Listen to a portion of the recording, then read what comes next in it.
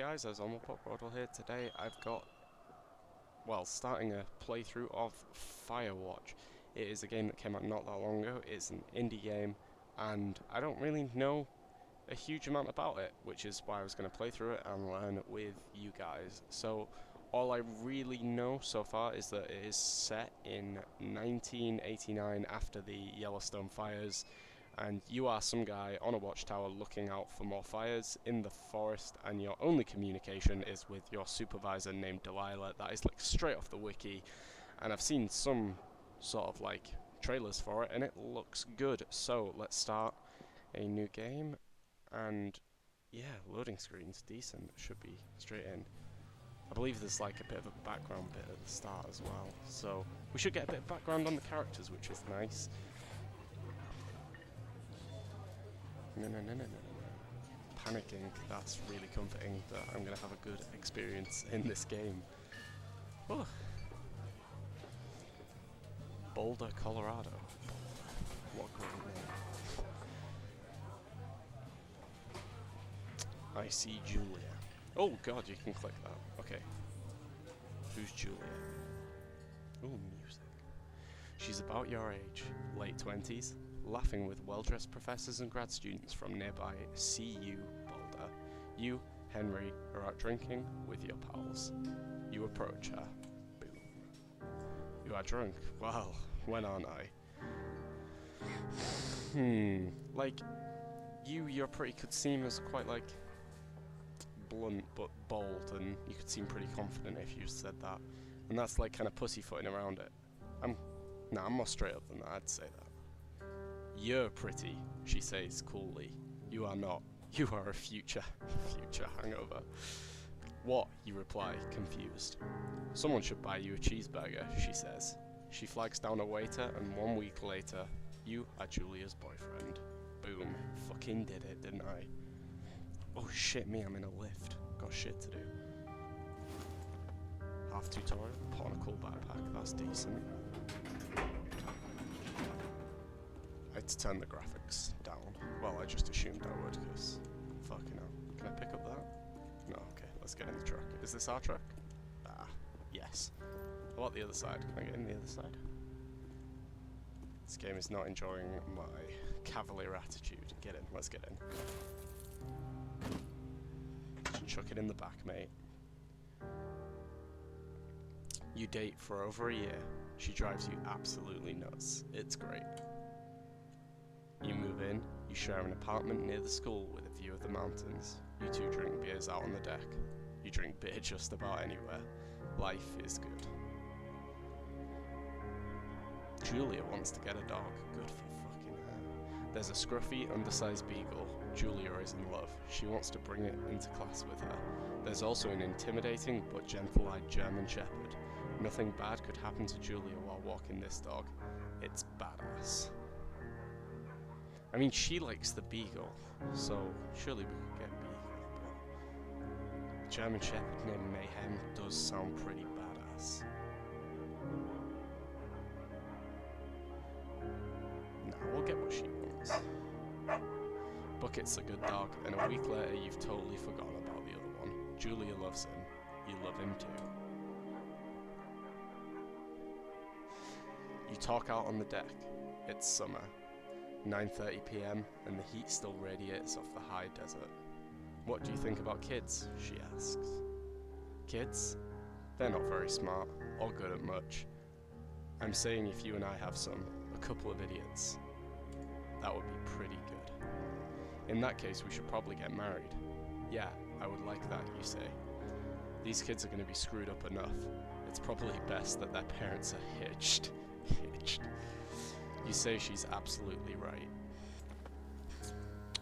I'm right, I do. Thoroughfare trailhead. Don't forget to check it. No fireworks. Okay. No fireworks. Oh shit, I forgot there was a run button. I was looking at the controls earlier. It's a Thursday night and Julia is 4 hours late. She doesn't call. You're worried and getting angrier by the minute. She walks in after you've gone to bed. She's quite drunk, but she's clearly been having a fun time. You fight. when she gets between the sheets. Do I get mad? Do I ignore her? I mean, I'd like to think I'd be more upfront, but if I was really that angry, I'd probably just do nothing. But that could come off as bad. Like, do I really want to ignore her? I'll get mad. Like, at least just saying what's bothering you. You call her... Oh god, getting mad. That was not the right choice. I can't take that back. That was a terrible idea. You call her an inconsiderate asshole. She tells you to go fuck yourself and not to be such a baby. You call her selfish. She knows you mean it and it hurts her feelings. Yeah, she fucking should, you little shit. Why would you get that mean? Jesus. Julia still likes to draw. She draws plants from her research. She draws all the places you go. She draws you. Yeah, I'm not that manly. I'm gonna frolic like a Victoria's Secret model. Julia was right. You are very pretty. Damn fucking right, Julia. Hardcore parkour. Let's go.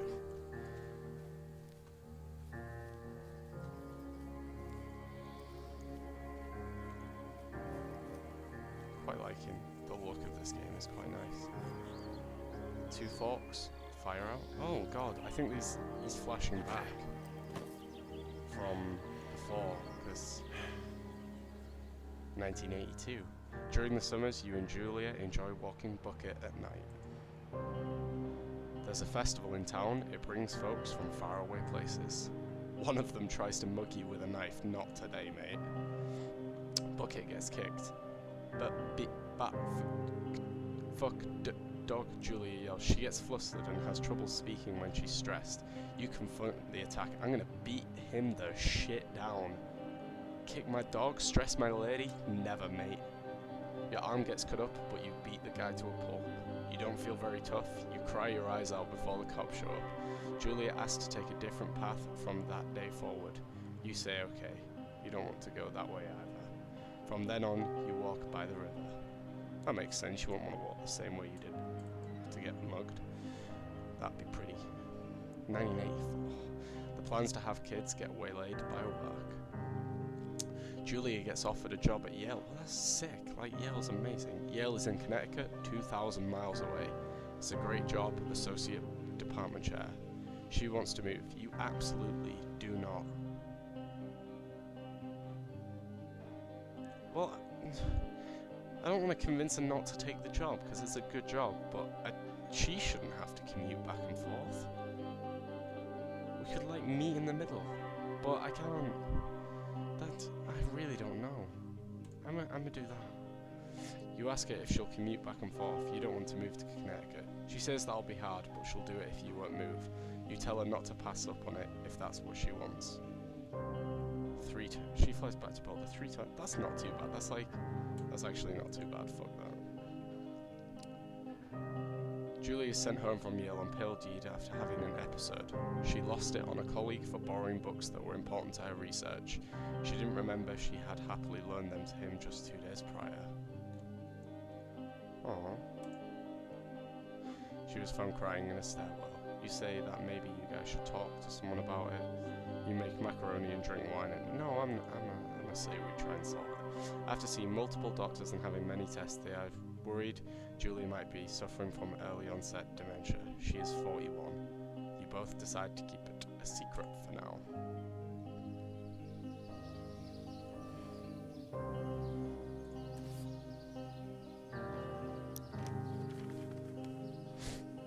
Oh yeah, I am pretty.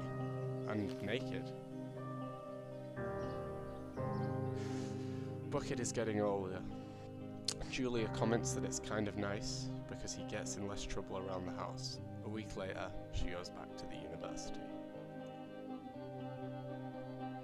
Julia's affliction gets worse. She can't remember things in her class. Her research is in shambles.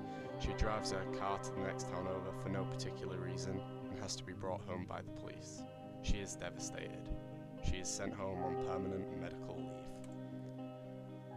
Some days you get the Julia who calls you a dope and your unborn children little idiots. But other days you get a stranger. She pulls you in to make love, pulls you into bed to make love. After 5 minutes, she goes into panic, believing her dad is at the door. You tell her family. They are crushed and begin to make trips to and from their home in Australia to visit her. For a while, your friends come by with little things to brighten the day. She gets worse. You spend your days following Julia around the house. You count the seconds between the 2 weekly visits from Daniel, the nurse. He suggests that Julia could live somewhere else, somewhere with 24-hour care at home. It sits with you for a couple of months. No, I'm gonna take care of her, fuck that.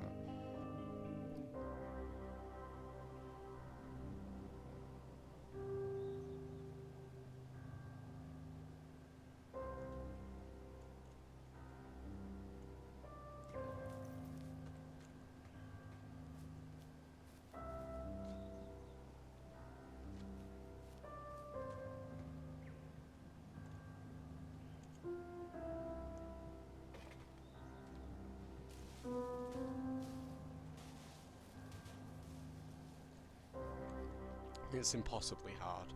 The worst is when you get mad at her, like she tries to cook food for her own.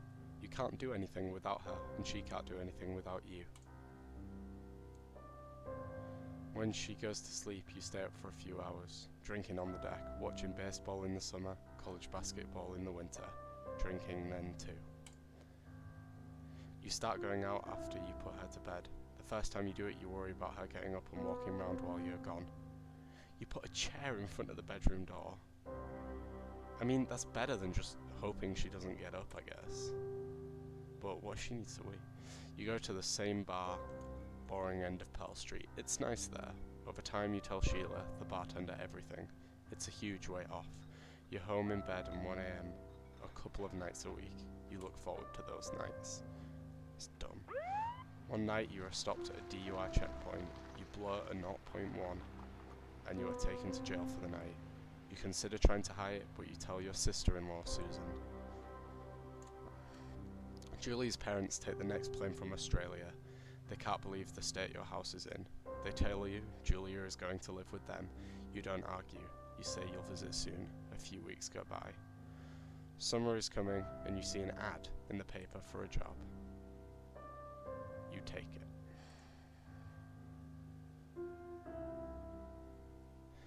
This is the end of the narrative bit. I'll probably end this episode there.